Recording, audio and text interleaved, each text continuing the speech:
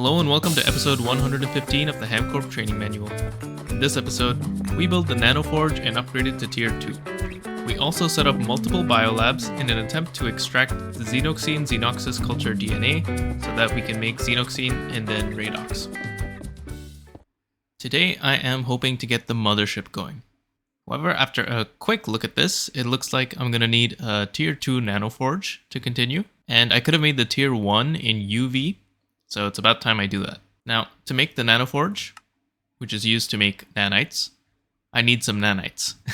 So the first batch of 16 nanites I can make in an assembly line process. The scan is a crystal processor mainframe, and the ingredients here are basically more mainframes, some Naquata alloy, stem cells, carbon, and UV robot arms. Also some UU matter. Quite a bit of UU matter, actually. And UV robot arms are no longer a problem because I now have a UHV component assembly line. So all recipes up to UHV are going to be way faster and cheaper. Like, look at this. 64 UV motors in just 90 seconds. That's pretty good. Now, I've already queued up the crafts for the robot arms and for the crystal processor mainframes. And in the meantime, I have also moved my UU matter generation into this biovat building because it makes some amount of sense. However, the thing with this is the whole scrap recycling thing didn't really work out. I consumed material way too fast to keep up. So instead, I just have 4 mass fabricators. That's it. It's pretty slow, to be honest. It's just under 13 UU matter per second in total, which is not great. But I could overclock these to UV, UHV, and I have a pretty giant backlog of UU matter from when this was running in the other building. This should be enough to last a little while, I hope. But we'll see. I think I probably have to scale this up even more. The rest of the parts for the nanoforge are pretty straightforward, just some Naquata stuff, UV motors, conveyors, and ZPM field gens. And the structure looks like this. It needs quite a few radiant Naquata alloy casings and some stellar alloy frame boxes, which we have seen before because they are used in this thing. And when I upgrade this to tier 2, I need some more stuff, but nothing crazy actually. So I'll be back when this is done and we can put this thing together.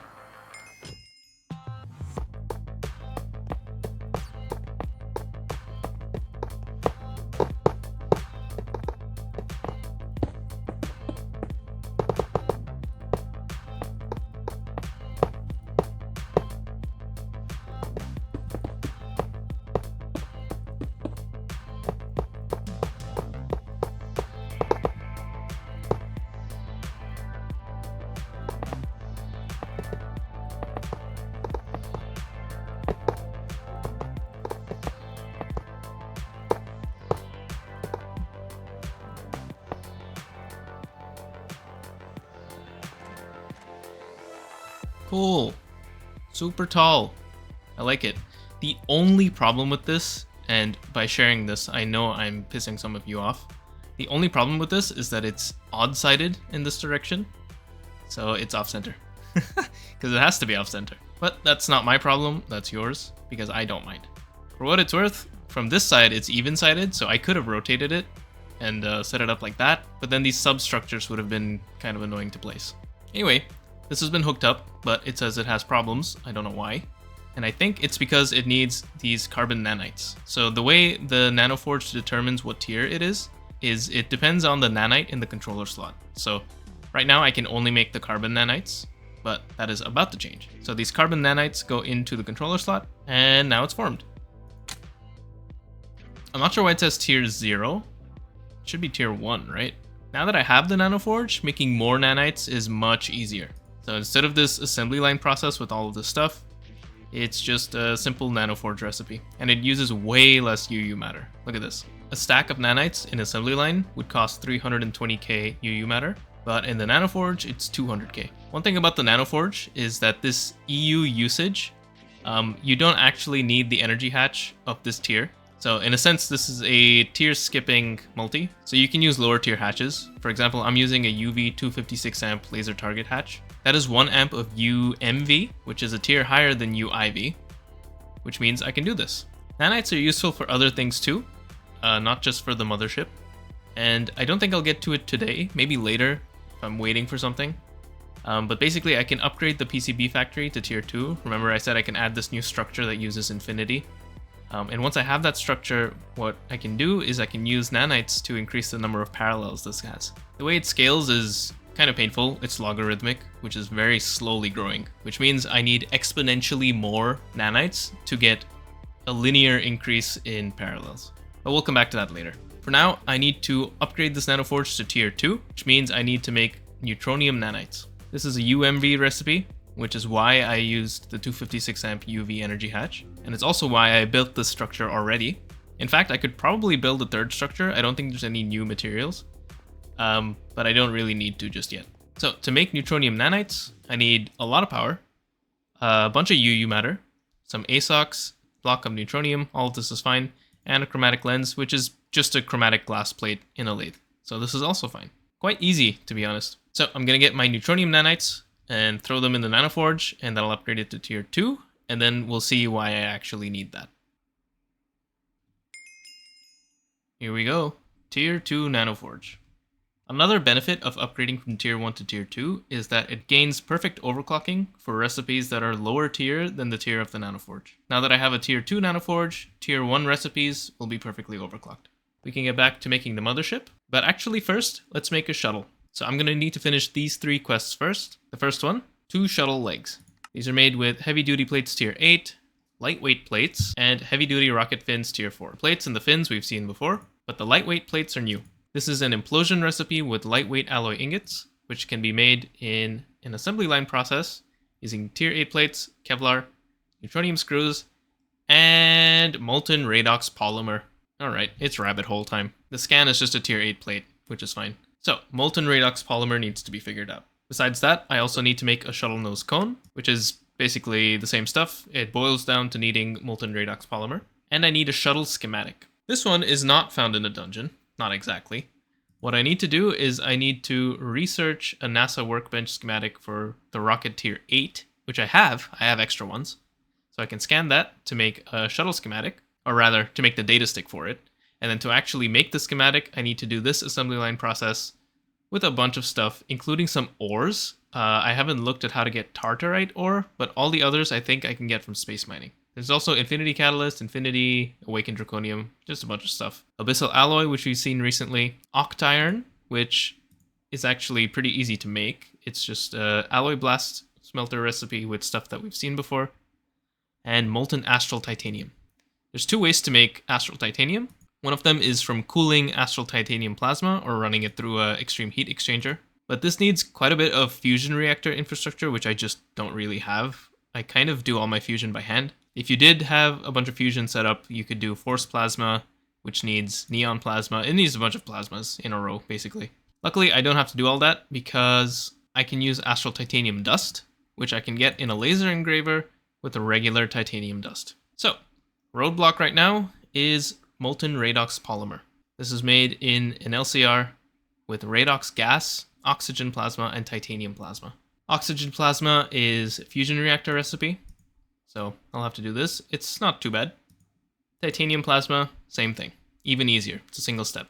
Redox gas, though, is kind of a whole line, and I do want to set this up. So redox gas, I can get from distilling cracked redox, which I can get from an oil cracker combining super light redox and silver plasma.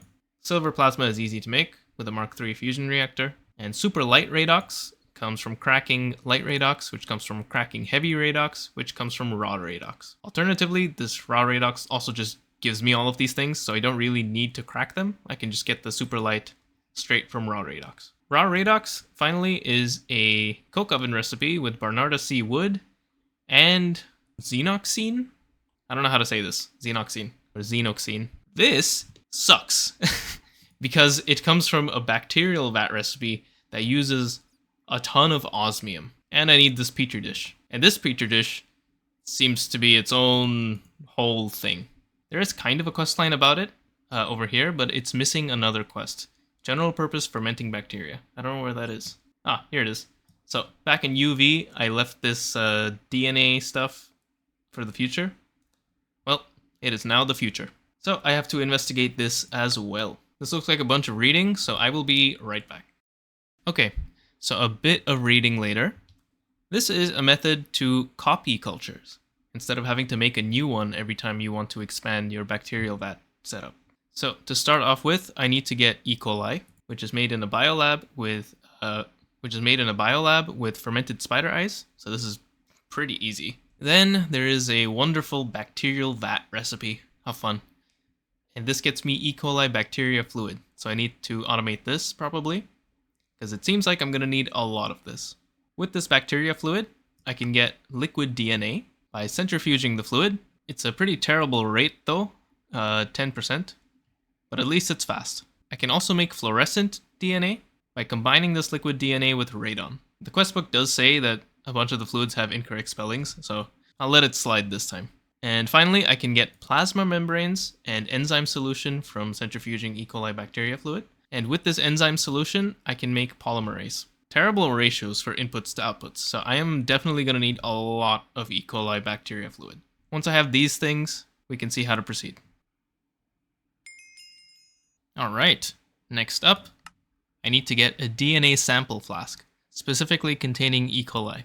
According to the quest, making this DNA sample flask is not always going to succeed, except for this time. To do this, I need to make a DNA extraction module, which is fine, it's a bunch of EV parts. And I'm also going to need a DNA sample flask, which I can make in an autoclave with a glass bottle. Also, I'm going to need detergent. And detergent needs thorn vines or a bunch of different vines variants. Why? I have enough for exactly one detergent. I'm just going to plant these vines somewhere and just kind of vanilla farm these. Besides that, everything just goes into a biolab with some distilled water, and we're going to get the E. coli sample. Weirdly, these things need to be in the right positions for this craft to work. And it doesn't use the DNA extraction module. Now, to encode this DNA sample into a data orb, I need a PCR thermocycle module, I need liquid DNA, fluorescent DNA, polymerase, and a data orb, along with the sample itself. And the PCR thermocycle module also just uses a few EV parts. Nice. So now the data is encoded into this data orb, and to actually make a new culture, I need to use this data orb along with a clonal cellular synthesis module and some plasma membrane stem cells and liquid DNA. This module needs a bunch of LUV parts, and it's an LUV recipe, and you just chuck all this stuff in and you get a chance of getting the petri dish. Now I wonder if the data orb is consumed. I feel like it's not. Let's see. Indeed, it is not consumed. That makes sense. Okay, so that's the basics. Now I need to follow this quest line, and I need to do all of it because it's retrieval tasks. So I do have to touch every single one of these items along the way. And finally, I will get general purpose fermenting bacteria. This is made with a transformation module, which is a bunch of EV parts, along with a plasmid sample flask containing common yeast and E. coli, along with some penicillin. Penicillin comes from common yeast fluid, so I'll get this once I have yeast, and I can get yeast using dough. So yet another bacterial vat to set up. How fun. Meanwhile, the common yeast plasmid sample flask comes from this recipe at the bottom. Don't use the top one. This is a DNA sample flask. We want the plasmid. This needs a plasmid synthesis module, which is some more EV parts. But besides that, it needs enzyme solution, liquid DNA, an empty flask, which is made in a laser engraver, and 2 data orbs, which are not consumed. I'm going to need the yeast data orb, and I'm going to need the beta-lactamase data orb. The beta-lactamase one will of course come from beta-lactamase, which I can make using rotten flesh. And the common yeast one is the same top recipe from before, from common yeast. So it's not too bad, but the way NEI kind of displays things is pretty confusing, because I can click on the empty plasmid cell recipe and it shows me all of the variants. So it's just kind of weird to navigate through the biolab page of NEI, but that's probably why the quest lays it out so explicitly over here. So I will be back with my general purpose fermenting bacteria. Huh? Oh, weird. This quest was marked as complete. I haven't actually completed it though. I still need to do this final step. What? It says it's 100% chance. That's just a lie. Okay, quest is done. Up next, I need to make the xenoxene xenoxsis culture. I don't think I actually need this general purpose bacteria culture for it, so I'm just gonna put it in a chest. I don't know what this is actually for. Anyway, xenoxene xenoxsis comes from a bunch of different shit. It explains it all in the quest book. But basically, I need to get a petri dish with the seaweed culture, and I need to get a plasmid sample with this unknown liquid plus Barnarda sea wood culture. So honestly, it's not too difficult. It's just there's a lot of very low chances here, which sucks, but it is what it is. In fact, it's extremely low chances. So making this purple culture is a 2.5% success chance. Once I have that, I need to get the data orb for it, and that is a 7.5% success chance, and that needs the DNA sample, which is another 7.5% chance. So it's really bad. Really, really, really bad. If I'm reading this correctly, this is literally like a 1 in 10,000 chance of going from Barnarda sea wood to data orb. That sounds almost unbelievably bad. But I guess I'll get it going, and it just might be a really long wait. Okay, I have set up a passive processing line for trying to get this xenoxene. It's really gross because there's no multi-block biolab, so single block spam is kind of the only option, which is depressing. But anyway, what I have here is I have 8 biolabs processing Barnarda sea wood and unknown liquid. That will get turned into a petri dish containing the required species or whatever. That gets sent into this biolab. This one has the DNA extraction module, so we're extracting the DNA from it, and it'll go into the DNA sample flask. These items are being supplied by an ME export bus. Remember that the positions matter in this craft for some reason, so I had to hand place these initial amounts, but that's okay. The distilled water is coming in through this export bus also. The outputs of this craft are either a filled DNA sample flask, which will go into the next biolab, or nothing, and an empty cell, and that goes into this drawer. So if I do manage to get a DNA sample and it goes into this biolab, it gets mixed with all of this stuff, along with a PCR thermocycle module, trying to encode the data orb. If it fails to encode, you still get the data orb back, so there's a little bit of extra logic here. Here I am extracting on channel green, so it will pull the data orb, whether it's full or not, and the empty cells. The empty cells get sent back to that drawer, while the data orb gets sent into this gold chest. And from this gold chest, there is a brown channel filtered to the empty data orb set to extract. And that gets put back into the biolab. So if it fails to encode, it'll send the data orb here and then pull it back in. So I'm not supplying data orbs in this export bus, but I am supplying the other 2 fluids. And also the third fluid, the liquid DNA, is coming in from the side. So this is going to keep running for many hours, I think. And eventually, I'll get an encoded data orb. And that's not even the end of it. But it's close. Once I have the data orb, I can get this plasmid sample. And the data orb isn't consumed, so I only need 1. Once I have this plasmid sample, I can finally attempt to make the culture. And both these steps are also probability based. Amazing. So I'm gonna let this run. And in the meantime, I'm going to make the rest of the parts for the shuttle rocket, everything except the radox. Alright, well, I'll be back. Thank you for watching this episode of the HamCorp Training Manual. In the next episode, we will set up xenoxene and radox and hopefully at least craft the shuttle, if not the whole mothership. HamCorp would like to hear from you. What is your favorite part of the BartWorks biolab process? Mine is the end, when I don't have to do anymore. See you next time.